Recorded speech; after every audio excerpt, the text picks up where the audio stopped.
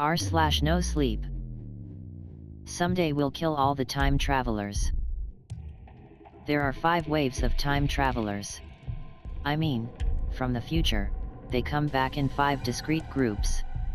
From my perspective, they're all jumbled together. I don't know if they all use the same technology to get here, but they all mostly have the same goal, to kill me. The first wave was probably more experimental and not expected to succeed. They're obvious to spot. They come running, screaming. They wear metallic jumpsuits, are hairless, and wield big military knives. Dad's gotten good at shooting them before they get within 100 feet of us. The second wave still doesn't have any hair. But they wear mismatched thrift store clothes. Stuff that's been out of fashion for several years. They're easy to mistake for hipsters, especially if they're wearing hats to cover their bald heads. They don't scream as they come at me. They do walk with a purpose, as Dad says, though. A few of them have gotten close enough that I've seen their rotting teeth. Either something terrible happens to dentists in the future or time travel does something to your teeth. My dad's a dentist. At least he was before all this. Dad has a bunch of fake driver's licenses. I possess dozens of fraudulently obtained library cards. They're real, but they're all under different names: Sally Roberts, Megan Jones, Samantha Smith. Plain Jane names, as Dad calls them. Easy for people to forget. We live on the road. I'm too young to drive, so I read or invent games. The back seat is filled with library books we've stolen across the country. I have 2 of the same book. One's old and the other's brand new. The old one has lots of notes in it. The other had none when I found it. One game I like to play is to copy all the notes from the older copy into the newer one. It's no Minecraft, but it passes the time between time travelers attempting to murder me. The third wave has black as sin hair, as Dad calls it. I don't know if time travel makes their hair that color or if third wavers are all like genetically related or something. That's one of the questions I have for the time travelers. I keep a book of questions to ask them, should I ever get the chance to interview one. The first one with black hair didn't try to kill me. Not right away. I'm not sure for how long, but he followed us. He'd stay at the same hotels we did. Ate at the same restaurants. He wore normal clothes and did normal things, like play games on an iPhone.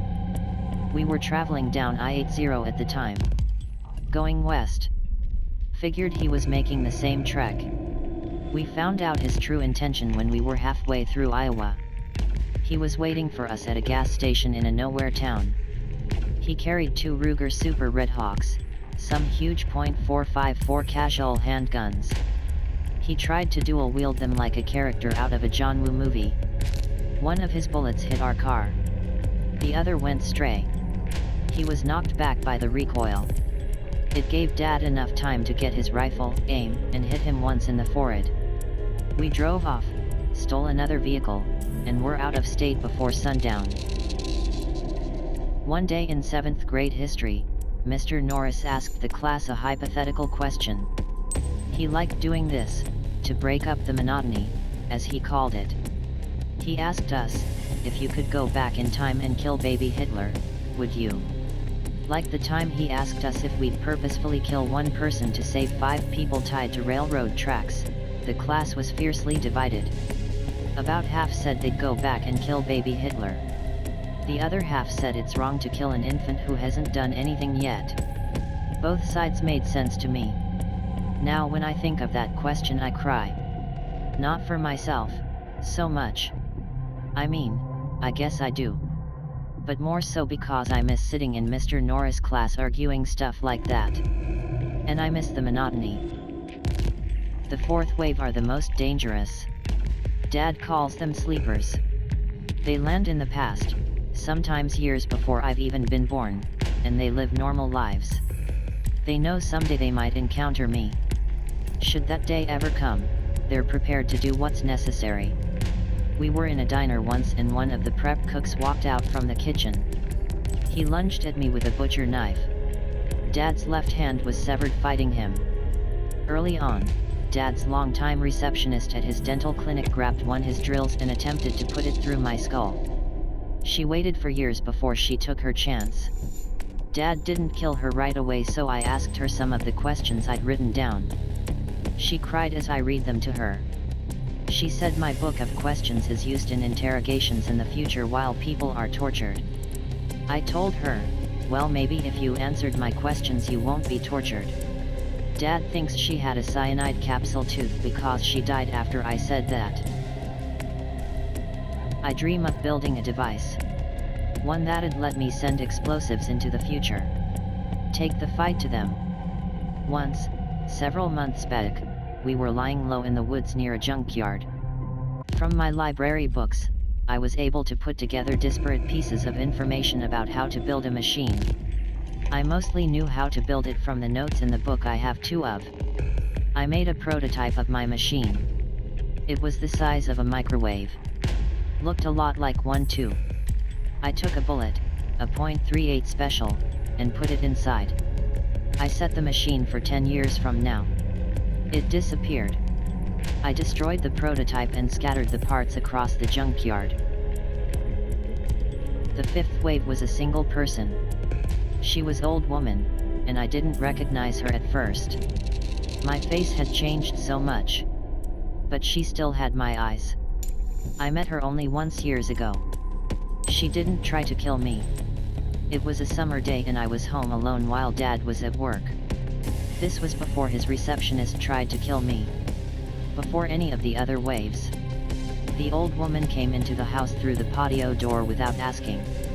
She said she was going to make herself lemonade because they stopped selling her favorite brand decades ago, but we had some in our kitchen. She poured us both glasses and asked if we could sit outside near the garden. That was always my favorite spot to read. Out there, on that sunny day, she told me about a bullet she'd found in a junkyard 10 years after she'd sent it into the future. About how she built a bigger and greater machine after her father was murdered by a person with hair black as sin. Before she left, she gave me an old library book filled with notes. It looked boring at the time, but she told me I'd find it useful someday. She left before Dad got home. I told him everything that she'd said, and he thought I was joking. But then, over a few weeks, first and second waivers attacked us. And then his receptionist. Right now, I'm trying to enjoy what time I have left with my dad. Before someone with hair black as sin kills him. Before I find the bullet I sent into the future. Before I build my machine. Why do people keep staring at my face? What the hell is her problem? I thought to myself as I sat in my cubicle. Angela, one of my coworkers, was staring at me. More accurately, she was gawping at me. At my face. I wanted to scream at her, flip my desk over and demand what the fuck her problem was, but I just kept my head down. You see, this had been happening ever since I got a job here. In fact, anytime I got a new job, my coworkers would end up staring at my face. It happened in public too. People in the street, on the hyper train, everywhere I went people were always looking at me, and I don't know why. When 5 p.m. rolled around, I gathered up my things and headed out. Even tonight, it was no different. Everyone I passed seemed to at the very least give me a sideways glance. It was intoxicating. Absolutely blinding rage filtered into every electrical impulse in my body, every time someone looked my way. I got home and decided I would do a facial scan in my mirror. I locked my eyes on my face, and using my internal scanning system, I searched the internet for pictures of millions of humans. My face seemed just as human as any of the ones in my search.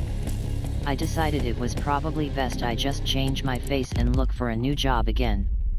Perhaps this time it would be different? Perhaps finally people would stop staring at my face. The next day I traveled to a job interview after I posted a resignation letter to my old place of work. Nobody seemed to be looking at me. Not a single glance on the way there. Finally. I thought.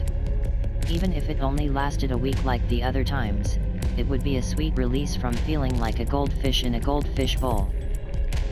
The interview went well, and I headed home with a skip in my step. When I was on the hyper train though, there was this one guy who seemed to keep looking in my direction. No. He was looking at my face. I decided it was just one guy, right?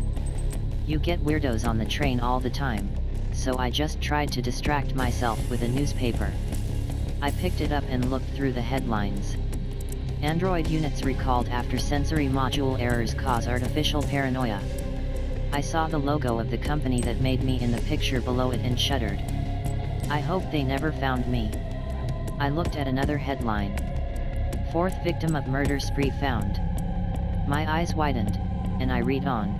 Another body of a young man has been found in a park this morning, the latest in a sequence of vicious attacks. Much like the other bodies, he was found with his face removed, almost surgically, and left for dead sometime late last night. I looked up from the newspaper. Why the hell was that guy still staring at my face?